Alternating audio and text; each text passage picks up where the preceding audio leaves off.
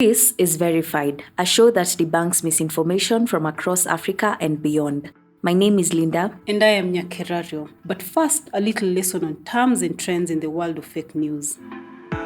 Today we look at miscontextualization. Nyaks, what do you know about miscontextualization? Well, in my understanding, I know miscontextualization as taking information out of its rightful context and placing it in a context that is meant to drive a false narrative or misinformation.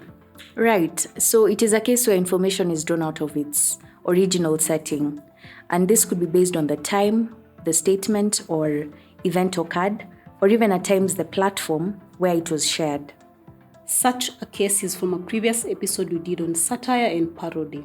Once information is pulled out of a parody account and published as independent news, it misleads the public into believing the information, therefore peddling fake news.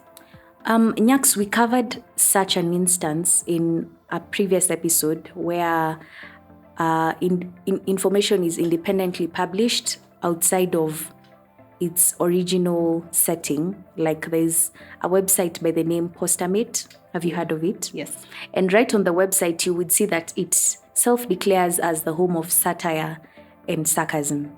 So there's a point where Postamate published an article announcing that CBK had apparently made cryptocurrency an official reserve currency.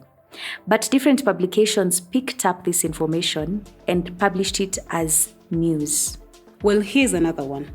Over the weeks following the top contenders in the presidential race picking their running mates, there has been information circulating intending to discredit the other. It claims to show Martha Karua distancing herself from Raila Odinga's political ideologies. Well, this video was taken out of context and assumes that these two are not a match. In fact, the video was taken from 2017. It is unethical to publish any report without checking with the person. I do not share any values with the Prime Minister Raila Odinga, nor do I admire his politics. In fact, I've been calling upon him to go home together with President Kibaki. Well, Nyaks, I can see why this is a case of miscontextualization because currently, as we're headed into the 2022 general elections, the two are actually in the same party, Raila Odinga and Martha Karua, one being the presidential aspirant and the other one the deputy presidential aspirant. Yes. Another example, based on the elections coming up in August 2022, in a video shared on Facebook, there were claims that former US President Barack Obama sent this message to Kenyans ahead of the 2022 general elections. After the turmoil of 5 years ago, you've worked to rebuild communities, reform institutions, and pass a new constitution. Now Kenya must take the next step in March with the first national elections under your new constitution. We all know what makes for successful elections. Kenya must reject intimidation and violence and allow a free and fair vote. Kenyans must resolve disputes in the courts. You may notice that remarks made on the video do not align with current events in Kenya. These include Obama's statements that Kenya must now take the next step in March with the first national elections under a new constitution.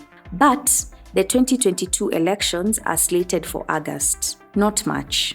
Also, Kenya's current constitution was introduced over a decade ago. It was promulgated in August 27, 2010, during former President Mwai Kibaki's last term in office. This message was clearly meant for the 2013 general elections. Another is an image previously checked by Piga Firimbi. Claims were that Bungoma's Senator Moses Wetangula was in a meeting with Raila Odinga ahead of Azimio la Umoja's party primaries at the time. So what reverse image searches revealed was that this image was taken during a previous meeting at the senator's current home back in 2017. And the two politicians, Raila Odinga and Wetangula, at the time, right now, ahead of the 2022 elections, are in opposing parties. So I don't believe they would be pictured in the same photo. From the same meeting. Right. Yeah. In another example, a parody Twitter account named after Lilian Nganga, the former Machakos County First Lady, announced that she would apparently be running for the Nairobi Woman Representative Office. The parody account used Lilian Nganga's image for its profile. Although it did proclaim on the bio that it is parody, the account published a tweet stating that Lilian Nganga will be vying for the woman rep seat. It got more than 150 retweets. Meanwhile, you can find more detailed versions of these fact checks mentioned on this episode on our website pigafirimbi.africauncensored.online. Did you hear or see a claim you suspect to be false or would like verified? Share the claim with us via our Twitter handle @pigafirimbi. Until next time, I have been your host, Linda and Nyakerario. And I am Nyakerario.